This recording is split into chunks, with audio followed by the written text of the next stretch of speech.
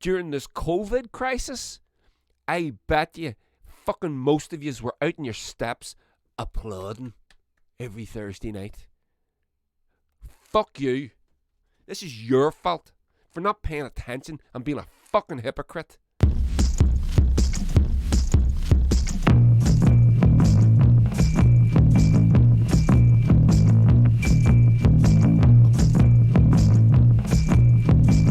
Hey everybody, and welcome to Nandy's in the Bonnevilles podcast. Happy Wednesday, the 22nd of July, I believe it is. Yes, it is. So, I'm going to I dropped a podcast just a couple of days ago. I feel like doing another one. There's a couple of little things have come up on and have got my attention, and I want to talk about them. I'm sure they're pretty big. I'm sure you probably know, but just to thank you very much to everybody for the feedback on the last one. I only dropped it the other day, and I'm getting a few messages from people and good feedback. I really appreciate it because sometimes you feel a little bit like you're sort of screaming into the void, and the feedback helps. And so do that if you've got anything to say. If you're gonna with these podcasts, or let me know, will you? And like, share, subscribe. Come over to the YouTube channel. Give us a little subscribe over there. It's very important for me to try and develop that. Yeah, that's it. Like, share, subscribe. So what I'm going to do with this one, we're going to talk about a couple of things. NHS USA trade deal. COVID app. And yeah, that's it. We're going to talk about those two things. And at the end, I'm going to do, if you've been following these podcasts from the start, you'll know I've changed completely. It was just music, and then with a little bit of politics, and then it's just changed now to all politics, which I'm happy about. But I ended all my previous podcasts with record recommends. I have a good record collection here. And so I'm going to end this with that. I'm going to go back to that. I'm going to try that because I like that. And I just forgot that I used to do it. So hopefully I won't forget going forward. I'll remember to do it. So I've got a couple of records here. And at the end of this, I will hit you up with your recommends. So let me just get a few things up on the screen. So what I want to talk about, the main thing, was the big thing. It's about NHS trade deal with the US. Now, let me just get this. There it is. So I'm going to read you a little article from the Morning Star. But before I do, I'm going to play you a little video, actually, first. But what happened... No, I'll just read this out. It's only short, don't worry. I'm not going to go on forever. So... campaigners have slammed the government's sickening decision to block protections for the NHS from the trade bill, which passed through the Houses of Commons on Monday night. Last-ditch attempts by the Green Party and Labour to rule the NHS out of future trade deal with the US were thwarted when MPs voted down a key amendment by 340 votes to 251. The proposal would have banned any deal seeking to undermine the status of the NHS as a public-funded service free from point of delivery. It would have protected it from any form of control from outside the UK. Fears of a possible sell-off were sparked last year when the US President Donald Trump said everything with the trade deal is on the table. Remember that? I do. He later U-turned on the claim after it sparked widespread outcry in Britain, which it did. We Own It campaigner Ellen Lee said, "It's frankly sickening that at a time when we are more reliant on our NHS, or more than ever before, the government has steamrolled through Parliament a trade bill that offers absolutely no protection for our treasured NHS, and that is exactly what they've done. They can deny it, and they will, and they are, but this is the reality. I'm here to tell you, it's all lies. The NHS is gone. It's over. Forget about it. They're not going to stick a sign on your local hospital. saying for sale. That's not the way it works. I'm going to play you a little video that will explain in a very concise manner the way it works. So, get this up. So this lady is a nurse, and she has one of 400 NHS health workers who've signed a letter, basically. So I'll play you this. Hopefully this works.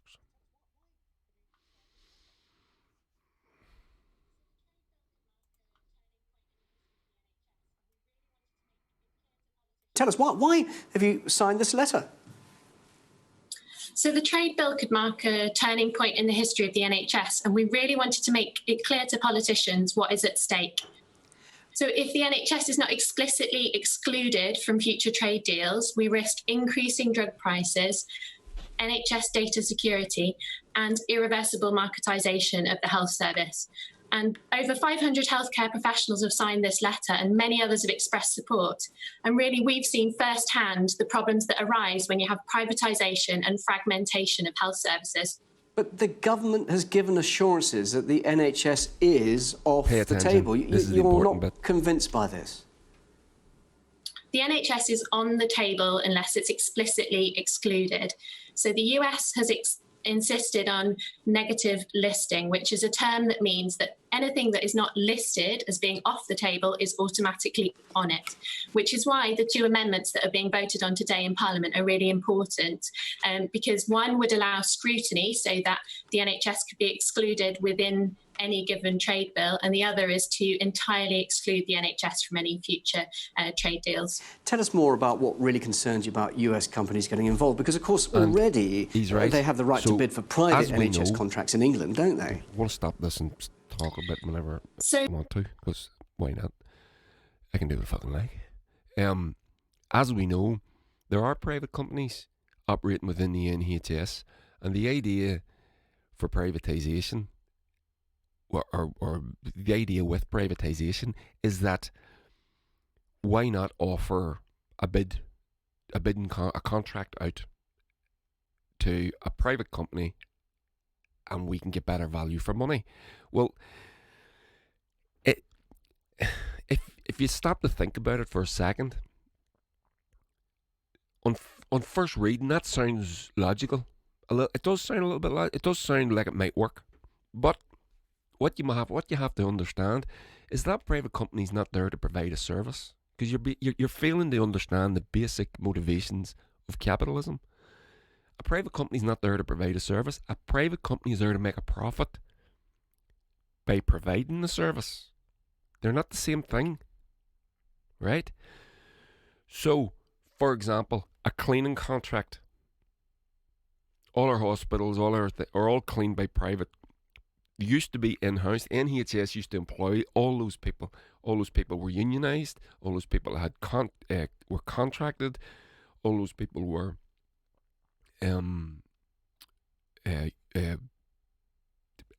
pensions, etc., etc. All the protections that you get from having a good unionised job. Now all those employees aren't, right? They're not making a lot of money. They're all minimum wage employees. But where does the private company extract its profit? There's only one way it can do it: by paying the workers less and cutting back on services. A little bit of water into the bleach. Diluting and cutting back. And that's what they do. So they go in at the start and they don't do too much of that. Then as time goes by, they get rid of the unionised workers. They cut the pay, or they bring new people in, don't pay them as much. That difference means profit. And this is what happens. We've all seen, if you've ever been to hospital, I've seen we've got two kids here, and we've spent time in the hospital when Jeannie gave birth, and I saw the cleaners coming in. I was back then, that was 18 years ago. Even back then, the cleaners were like fucking tornadoes going through them rooms. They obviously were on a strict a schedule where they had to do so much work, and the room wasn't cleaned. I had to go in and clean the bath out in the room. Okay? After the cleaner had been in, God love him, I didn't even complain. I just went and did it myself. He was only about 19. He probably didn't know how to clean a fucking room. I know I didn't at 19. But anyway, I digress. So let's hit this again. So he's asked, what's the problem?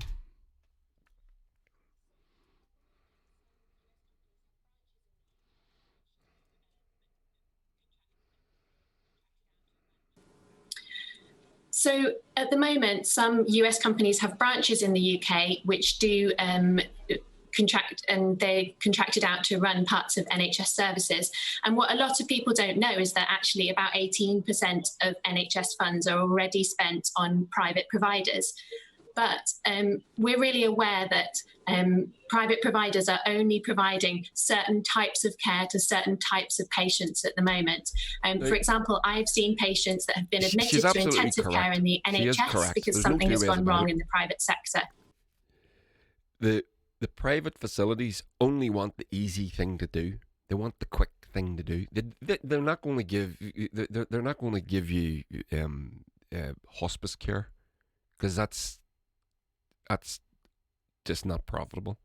So they want the quick and easy thing to do, the quick operation, the quick turnaround, the quick profit. And that's not to say that they can't do it. Again, in our lives, we've had occasion to go to a private facility and we had to pay for it. It was a particular thing. And we got it done super quick, whereas the NHS, we couldn't get it on the NHS. We had to wait months and it was urgent. It needed taken care of. And the private facility was brilliant. They were absolutely fantastic. I'm not knocking that bit of it. What I'm saying, and what you should be saying, is why can our NHS not be just as good as that private facility? And it can, and it should be, but it's not, because it's being mismanaged. And this is a part of the whole privatisation agenda. This is what they do. There is a roadmap for this. They do. This is all explained. This is not a secret. Defund, run it into the ground, then privatise it. Now, the NHS is obviously, it's this sacred thing in the UK, and so it should be. I personally think it is the greatest thing in human history. I just think it's wonderful. I think it's that good. When you think about it, how it come about, what we did, we as a people, what we did, it's wonderful. But it's being dismantled. It's been taken apart piece by piece. And with regards to the trade deal that the UK is going to do with the US, my big, apart from everything, this was always the plan. Boris Johnson and his Tory government will say it's not. It never was. They wanted a deal with EU, and looks like we're going for a no-deal Brexit. And he will lie, and he will obfuscate, and he will tell us that they always wanted a deal with the EU. And he is lying to you. They are all lying to you. When I see Nick Hancock and that fucking NHS lapel pin on his suit, it pisses me off so much. They are lying to you. This was always going to happen if we didn't stop it, and we didn't. And whenever we didn't vote, well, not me, you, anyone in England, or in mainland Britain, when we didn't vote for Jeremy Corbyn and we chose Boris Johnson and his Tories, that was the nail in the coffin. They went into the Houses of Parliament with a massive majority, which they have used to sink this amendment to a US trade deal.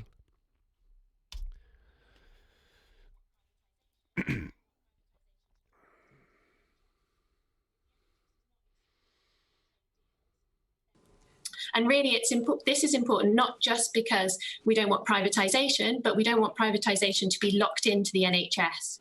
If the NHS is not excluded from trade deals, then because of international trade law, it would become impossible for future governments to then reverse any privatisation that happened during those trade deals. When you say something's gone wrong, are you talking about patients' health and indeed lives being put at risk? Yeah, this is very much about the quality of care that we provide and patients' lives. So the specific examples that I've seen are, for example, an operation where there's been mistakes, and we've seen... It worked for them. It worked for the money. Didn't work for us. So we have offered... Well, let me put it this way. Let me ask you a question. If you still believe Boris Johnson, and I just staggering that anyone would continue to believe Boris Johnson and his government, there's not one of them would I trust as far as I could throw. Tell me this. I put a question to you. What is it that the UK has that the US would want a trade deal with them? What else is there? Oil, privatised. Electricity grid, privatised. Telephone network, privatised. Postal service, privatised. Shipping networks, privatised. Airlines, privatised. Coal mines, no more. What is there? Tell me what, because they want to come and sell us Reese's Pieces. What is there? Explain. That's my question to you. That if you're doubting this, what is there? There's only the NHS. That's it. There's nothing else. So,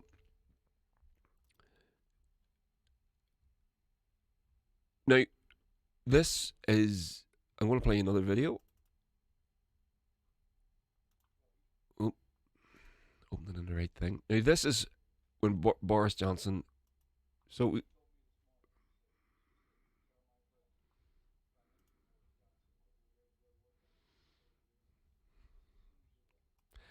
that's Mike Pence.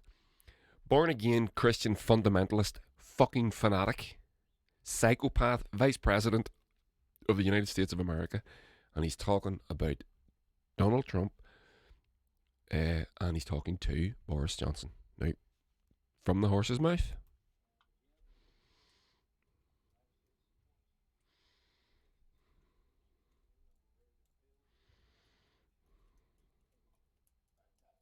Well, he told me this morning, he said, you tell my friend, Prime Minister Boris Johnson, that we're ready to go to work on that free trade agreement just as soon as you're ready. And again, to make it clear to you that the United States supports the UK's decision to leave the EU, and we're ready to build this economic relationship immediately. Fantastic, and of course we won't be, we will make sure that we do everything to increase free trade. But the National Health Service is always worth saying to the benefit of UK media. The National Health Service is not on the table as far as our. He's a liar. He's always been a liar. Are you fucking stupid? You know he's a liar. You can almost take it for granted that if he says it, it's not true. If he told me it was raining, I would literally have to look out the window and check. Literally. So, this is where we are. The NHS is fucked. Fucked. It's over. Forget about it. Once this trade deal goes through, and it's going to go through quick, they're not going to do it. They're not going to be able to come to terms with the EU, but they're going to come to terms overnight with the US. Right? That's it. The NHS is dead. It's gone. We will then have as close as humanly possible to an American-style healthcare system that it is possible to have for us. And we will have sacrificed the greatest single achievement in humankind. I genuinely believe that that's what the NHS is. Now, what that means for me personally, and I've always, if you go back to my podcast, you can check.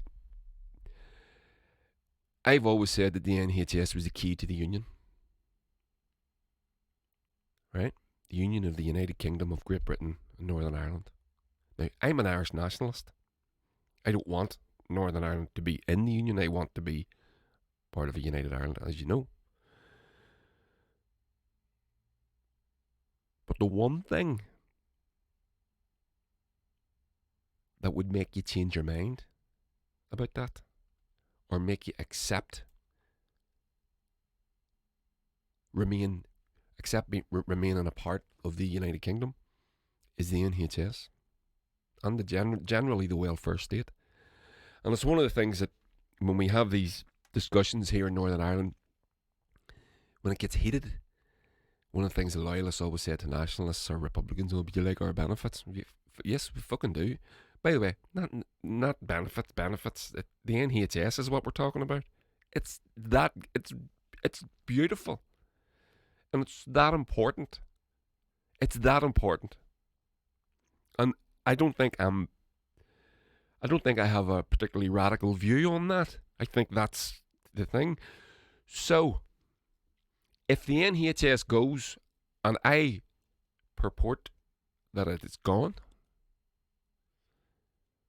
what happens to the union? Again, repeat myself, I've said this in other podcasts. If we want a united Ireland, it's an all-island NHS.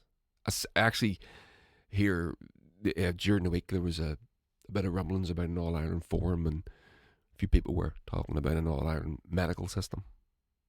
It needs to be an NHS-style medical system, not the system that they have in the south. And if we want a united Ireland, an NHS at its best style healthcare system for Ireland, it's done overnight. I genuinely believe that.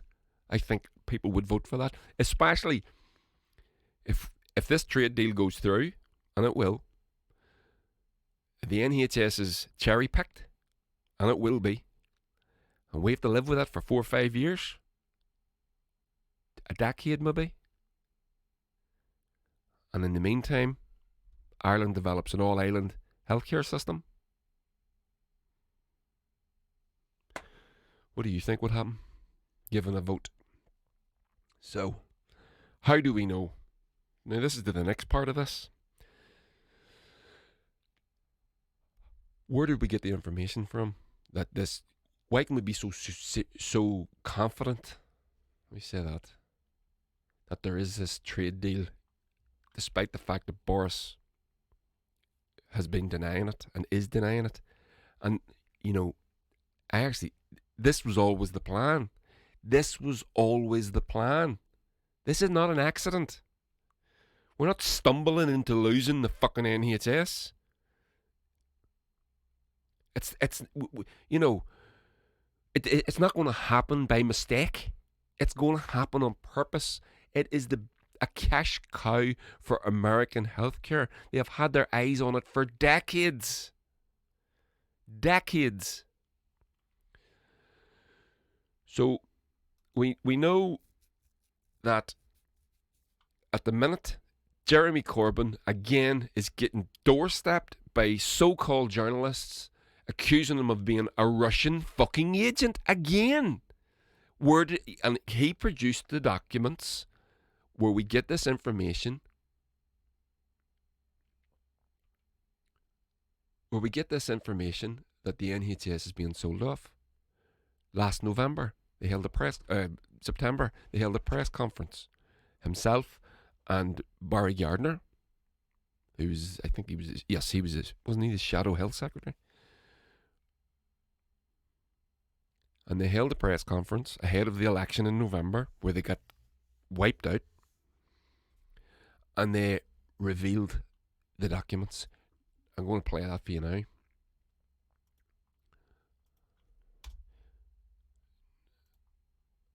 So, that's just took up the whole screen, hasn't it? It has. Let me just fix that. 1 second. That shouldn't be there. Okay. So, okay. So, we've got, at the minute, doing the rounds, is this story about where did Jeremy Corbyn get this document that he's going to reveal to you. And the media is concentrating on It's not even a fact. It's just an accusation. Did you get it from Russia?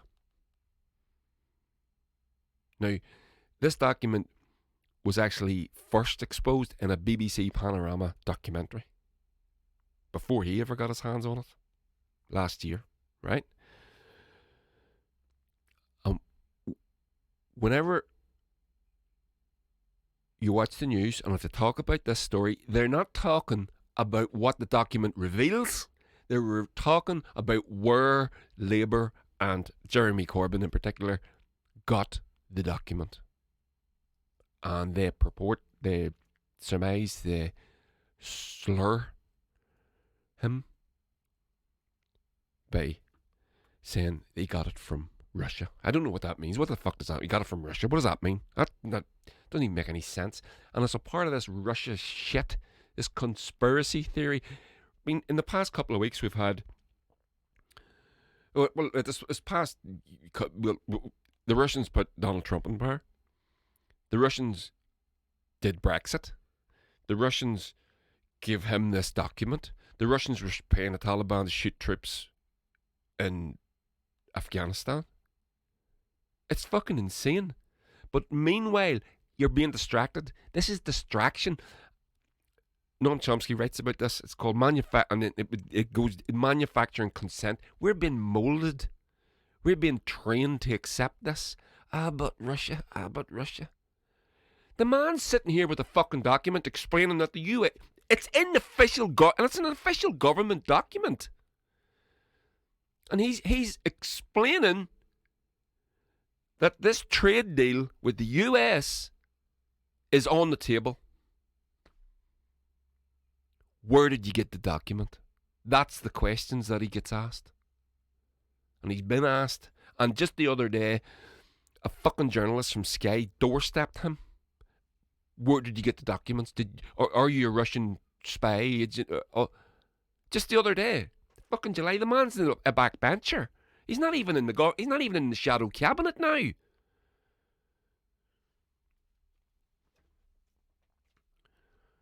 So here, watch this. For you people listening on the podcast, get over to the YouTube. I'm playing you a little video, but you can hear everything that's going to happen anyway. So here we go.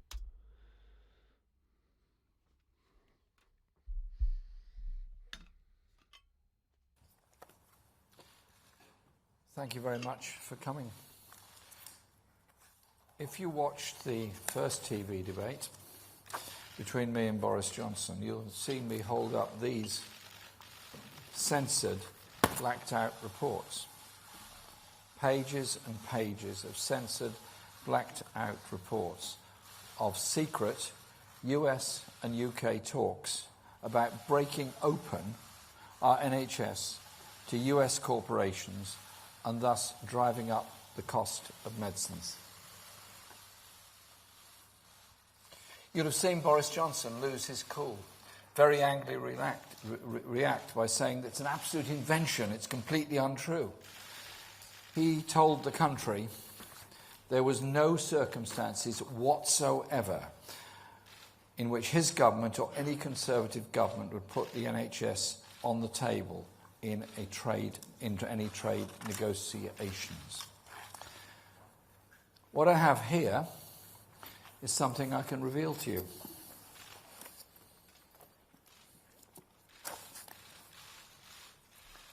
...451 pages of unredacted documents and information. All of it here.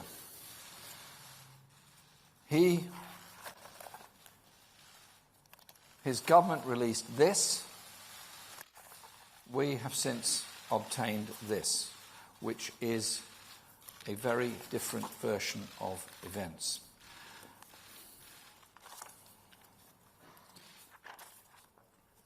Perhaps he'd like to explain why these documents confirm the US is demanding the NHS is on the table in the trade talks. These uncensored documents leave Boris Johnson's denials in absolute tatters. Right? Don't worry, I'm just going to jump in here. So he says the Americans have demanded that the NHS is on the table. The way the British got back to the first video, the way the British government get away with that is by not taking it off, as the lady explained in the first video, the way international law works. So do you understand? So that vote going, that amendment that went through Parliament the other day, that got defeated to keep the NHS off the table, it's not up for negotiation. That was defeated. So the government don't have to put it on the table. It's on the table by default until it gets taken off. And that's what the amendment was attempting to do. And as the lady explained, international law, once this goes down, there's no getting out of it. The whole trade deal would have to be scrapped. Do you get it? Do you understand? Are the dots connecting? Let's go. A bit more of this. Voters need to ask themselves some very serious questions. Is the NHS safe in Boris Johnson's hands? We've now got evidence that under Boris Johnson, the NHS is on the table and will be up for sale. He tried to cover it up in his secret agenda, but today it's been exposed. So, there we go. What do you think of that? So, the NHS is going. It's not hyperbole. It's not guesswork. It's going. And what do our media do? What question do they ask? Where did you get the document?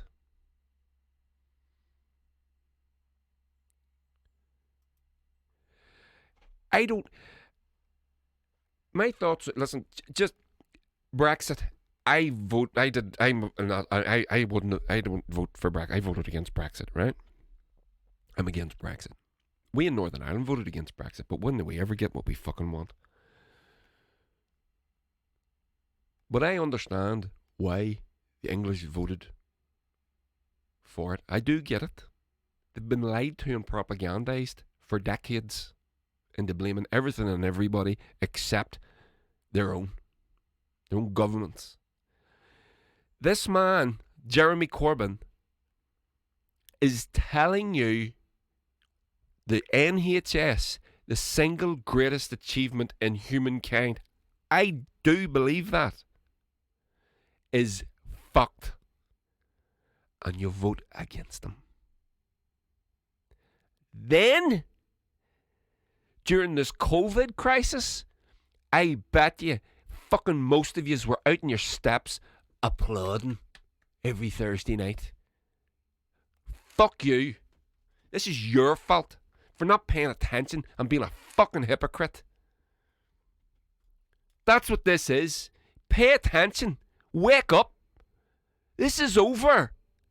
The UK is over. It's dead. Scotland wants to go. The NHS is fucking gone. What the fuck is the UK? What is it? A flag? The Queen? No fucks about those things do I give. Not one. The grand buildings, the empire that's dead, that died a 3/4 of a century ago, more, a century ago. The shameful imperial past. What is the UK? What is it, if not the NHS? And that man wanted to save it, and you fucked them. And you fucked us all. You did. Don't say you didn't. You fucking did. Fuck Brexit. And this is more important than Brexit. I get that you want it, but you need to pay attention. You need to wake up. Boris Johnson doesn't give a shit about you. None of them ever did. He will watch you die like a dog in a ditch, and he will step over you before he helps you up.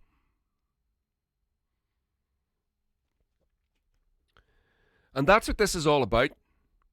That's what this is all about. It makes me fucking puke. I'm fucking sick. It really does make me puke. And I wonder how bad things have to get for the working class before the working class finally wake the fuck up. Unionise. know who you're voting for. You don't need to go into politics deep like I do. Right? Just understand the basic fucking difference between a socialist and a fucking a Tory, and a socialist and a conservative. Half of you don't even fucking know that. Whenever they fucking blame Russia, it's not fucking Vladimir Putin that's trying to close down our fucking hospital. It's that blonde bastard. It's not I'm not afraid of ISIS. I'm fucking shit scared of Priti Patel, though. That fucking psychopath gets any more. She should be in fucking jail for what she did when she was foreign secretary under Theresa May. She was fucking having secret meetings with the Prime Minister of Israel without telling her own Prime Minister. She should be in jail for treason. I'm not a big treason-y guy. I'd fuck that shit. But if anything mattered, if those things mattered, that's what she should be. She should have been up in front of a judge and tried for treason. Which is still a fucking capital offence, by the way. Not that I'm for that. But this is the fucking point. This is exactly the fucking point. We need to wake up. We need to understand what's going on. We're fucked. The NHS. What are we without the NHS? Flags, don't care. Anthems, don't give a shit. Queens, palaces, history. It's important if you learn from it. But what are we without the NHS? And we're watching it go. I'm telling you, we're watching it sail down the river. It's over. We have a short period of time to try and end this, and we need a fucking fire lit under our asses. It's our fault. It's the working class. It's us. This is our fault because we're not paying attention. We're blaming Jeremy Corbyn because he makes jam and he's a vegetarian and he fucking has a beard. I don't like him. Fuck you. You don't have to fucking like him. Listen to what he's trying to tell you. There's no Tory gives a fuck about you. And Brexit was not as important as the NHS. This union is dead. We're gone. If we can get our shit together on this island, and by the way, we have a bunch of cunts, I've said this before, we have a bunch of cunts down in Dublin as well, but there are cunts and we can vote them out. We can do something about it. We can do nothing about what goes on over in Westminster. Not a damn thing. The DUP were practically in government for 2 years and they still get fucked. So there we go. I got a bit animated there. Sorry about that. But this is exactly how I feel. Oh, and I didn't show you this. Just this. So just on the, we'll finish this off with this. Another Morning Star headline. Although this was I could have picked an article out of the Guardian, but I subscribe to the Morning Star, so why not?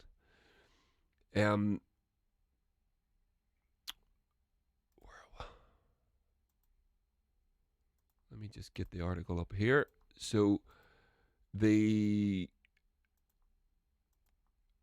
it is. Rishi Sunak, the Chancellor. He's actually been touted up as the next Tory leader, this guy. Never fucking heard of him until a few months ago.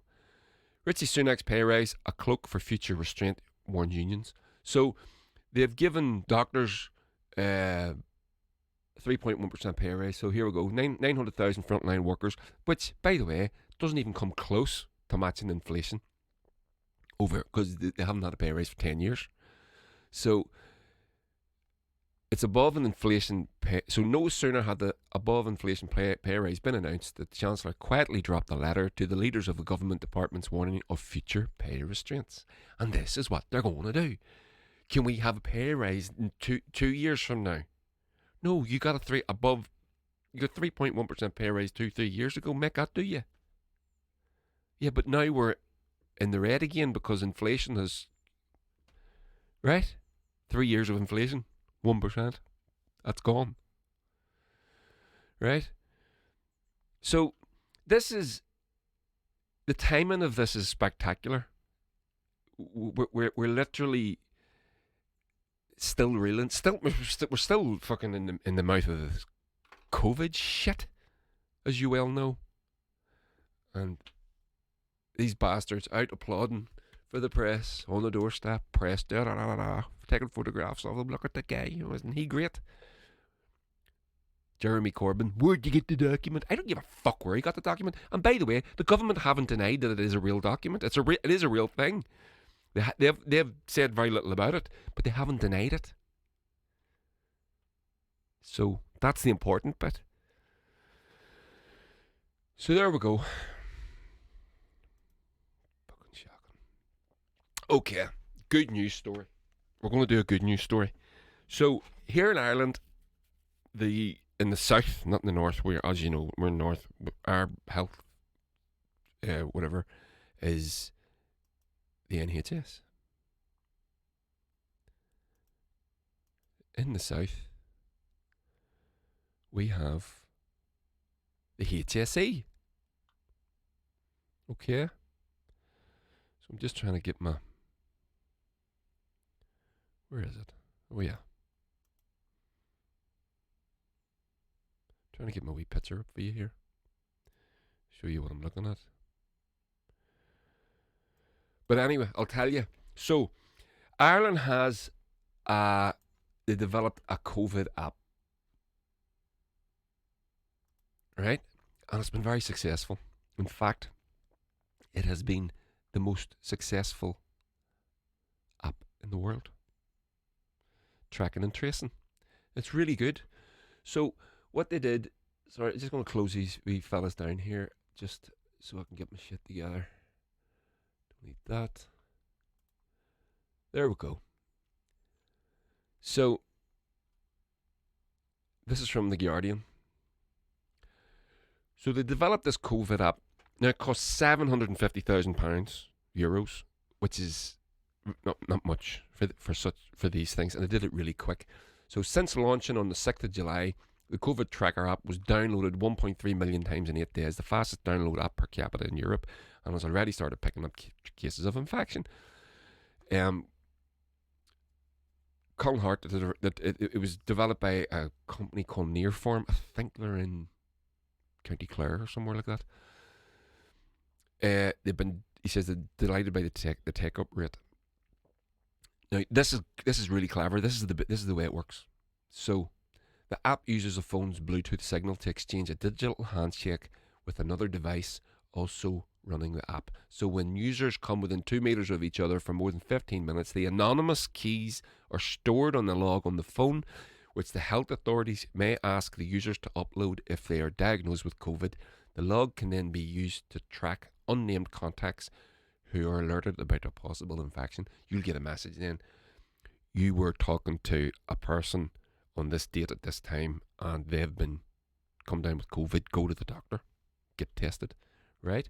So Nearform made a similar app for Gibraltar, which launched last month, and one for Northern Ireland due to launch within weeks. It's the same core platform and it's built on the Irish solution. So this is really good. So I'm gonna do a wee bit of so it's really good. So the app is available on the App Store. Where are we? There it is, COVID app. Right? I installed it in my phone. Now, as an Irish nationalist, this is the sort of stuff that pisses me off. So it's really good. The app's great. Gives you a lot of information. It's very simple. You can do COVID. You can do COVID check-in. All that. So there we go. Right? You can do all that sort of stuff. And then there's this little thing here. It goes national picture. Tap for the county breakdown. Right? Fucking Armagh's not on it. Starts at Carlow.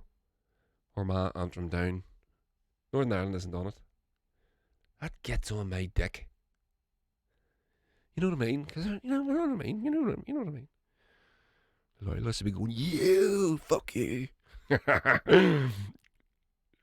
So they would. And why wouldn't they?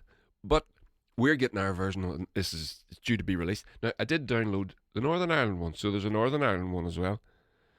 So you log in, and I give myself that snazzy name, the Black Dragon, which is my nickname for Chris, actually. But it's not. I thought it was going to be the same app with just a different skin on it, but it's not the same app at all. It's completely different. So there's that. So this is the good news. This is wonderful, right? Ireland donates the world's most successful contact tracing app to the Linux Foundation. This is fantastic. So what they've done is they basically donated it to open source. Anyone can use it. So they're donating the code for the COVID tracker app open source to the not-for-profit Linux Foundation. This will enable jurisdictions worldwide to quickly build and deploy their own contact tracing app. The donated app has been named COVID Green. Isn't that fantastic? So it's been used, as I said, in Northern Ireland. It's going to be used in Gibraltar and other jurisdictions in multiple US states. Right? So there you go. I think that's brilliant. I love that. That's a good news story. So so before the loyalists can get a bit up you about us not being on the app, I'm going to quickly slam you down with this. So Britain, the UK, developed its own app. Boom. Fucking disaster. Disaster. Fucking disaster. And I'm not laughing. I'm just not laughing at the failure of the app, because the app, you want it to be successful.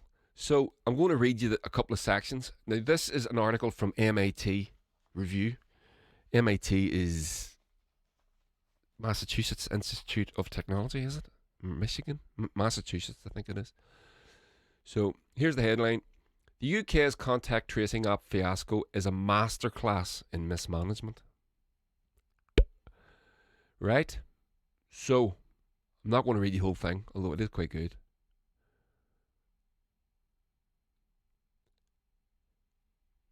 So, this is the difference. So, the Irish app isn't centralized. The data is not collected in a central place, right?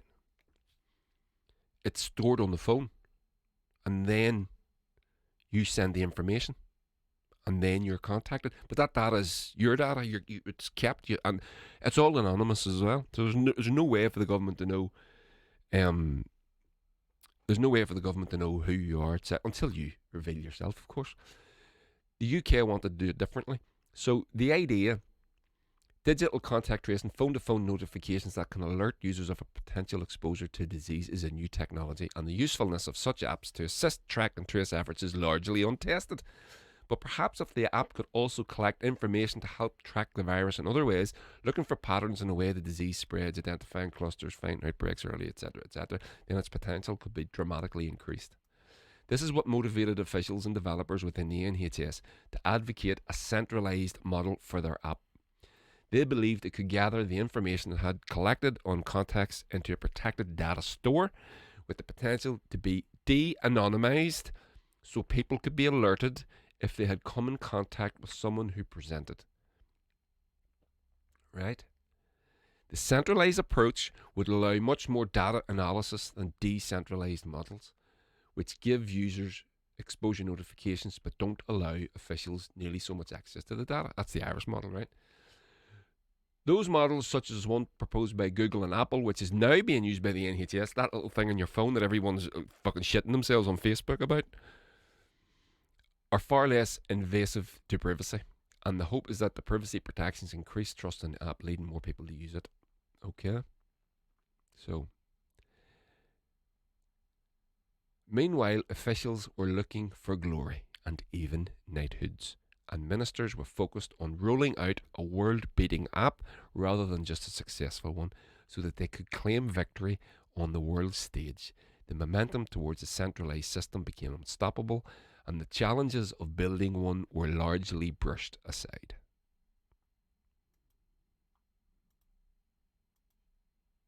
There you go. Right? So, remember that? We're going about world beating up. Right? That's what that is. Fucking idiots. I'm not going to read you the whole thing. So, the point of this is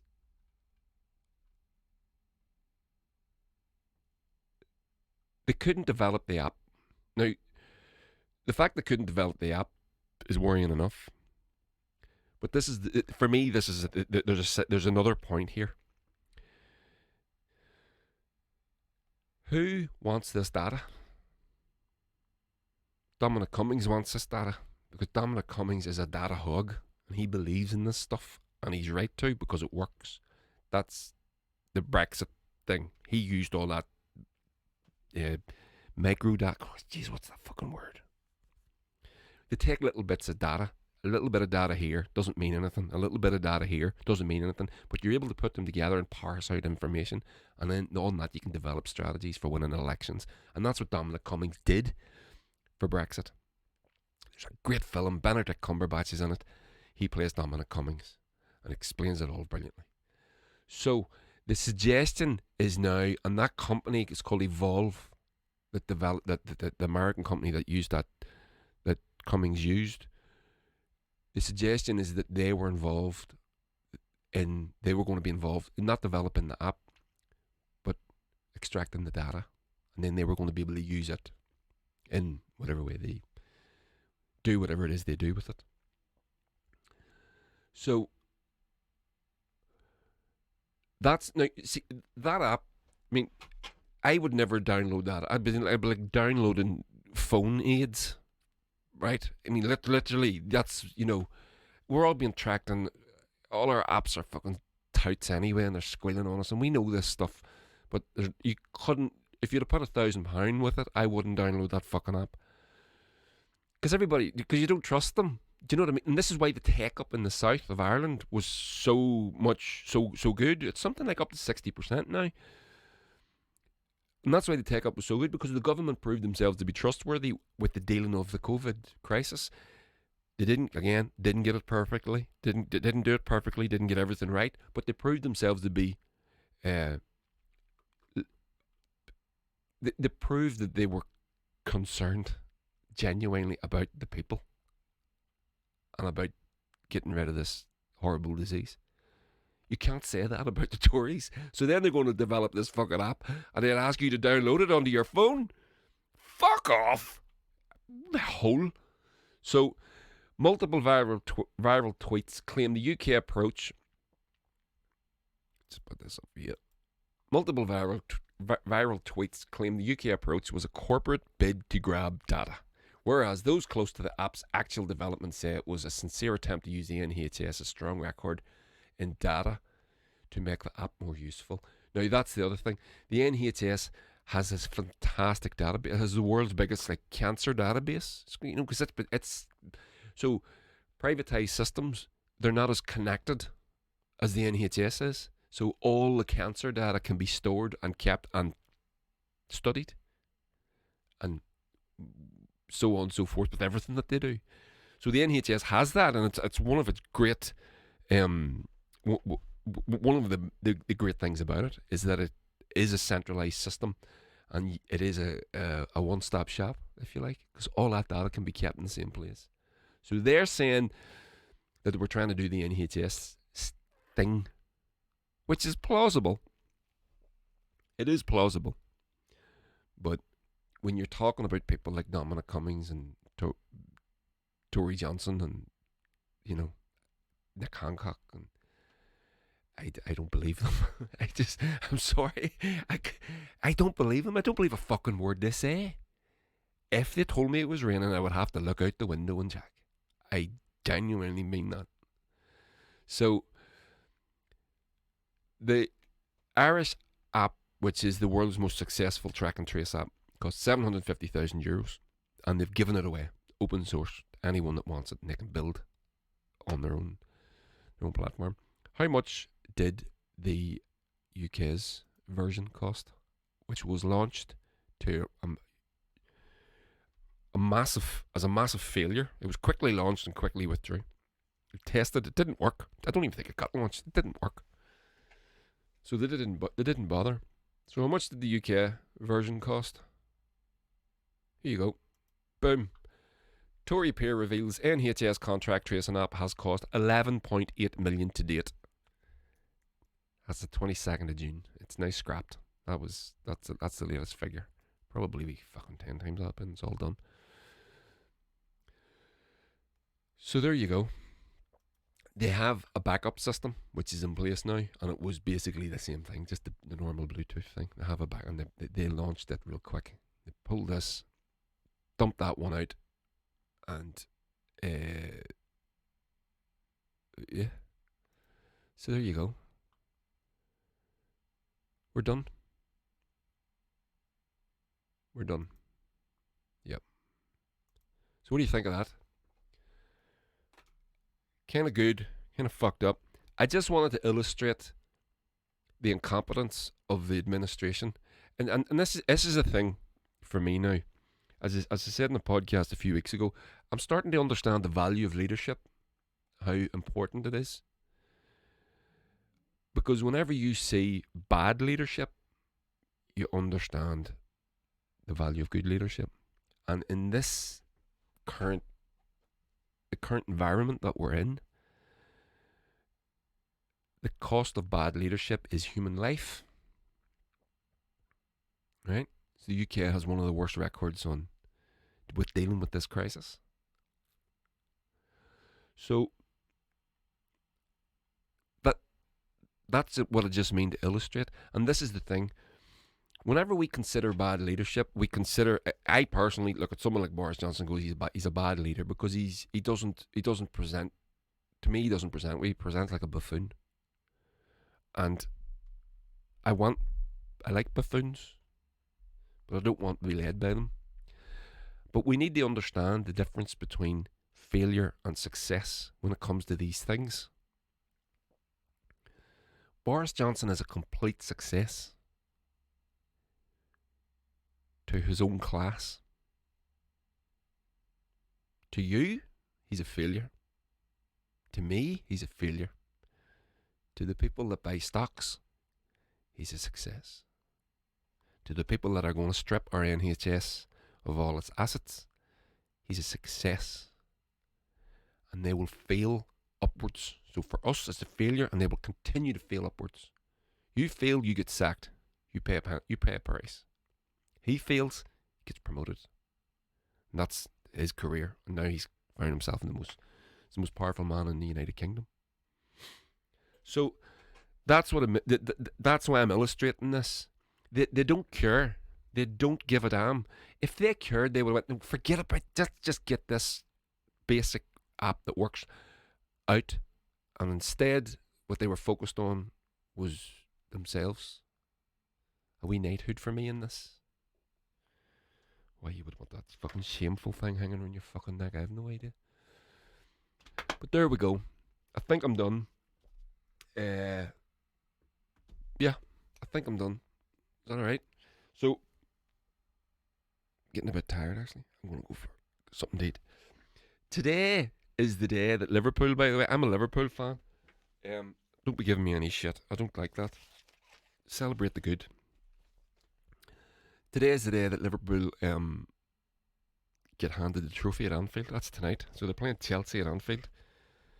And I hope they win, of course, but to be perfectly honest with you, I couldn't care less. The league's over. And so we're going to go round to the Woodville and have a few pints and watch them do that. We'll get something to eat, of course. So, Record recommends. What have I got here? So, first one, Miles Davis, Sketches of Spain. Alright? I'll just take that down. You can, the wee banner down there, logo. Where is it? There's it there. So there you go. Sketches of Spain. Miles Davis. This is a fucking beautiful album. So if you like a bit of jazz, you probably know this. If you don't, try it. It's lovely. It's really relaxing. It's just a work of art, and it's one of his opuses. Is that a word that he made with the great Gil Evans, who recorded and arranged, did the arrangements for it.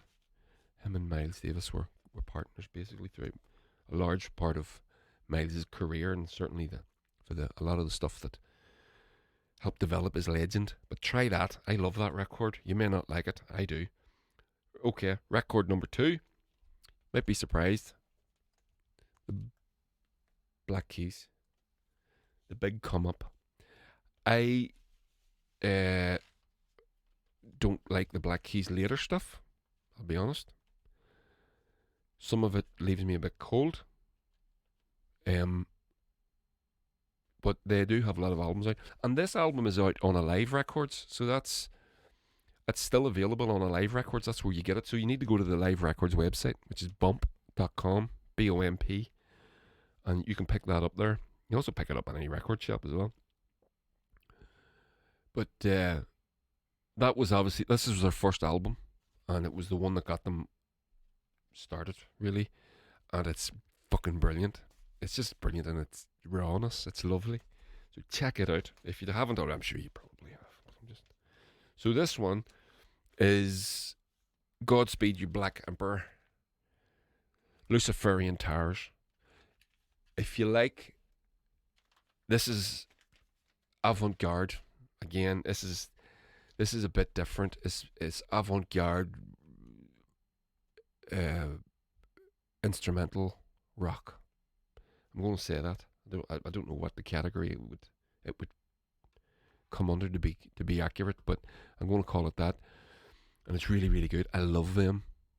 They help me. They're about, whenever I can't sleep, when I'm on tour, I listen to these guys and they help me calm my mind down. I don't think that's going to be a problem anymore. Fuck. So, last one. Idols.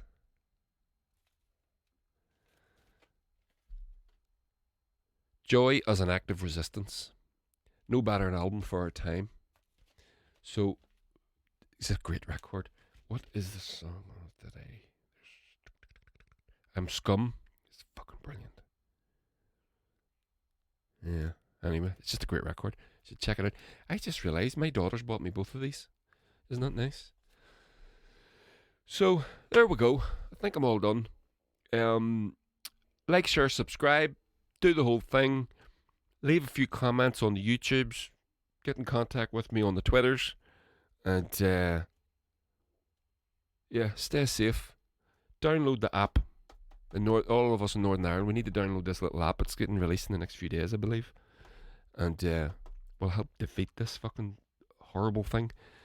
But in the meantime, everybody, stay safe. I love you all very much. Take care.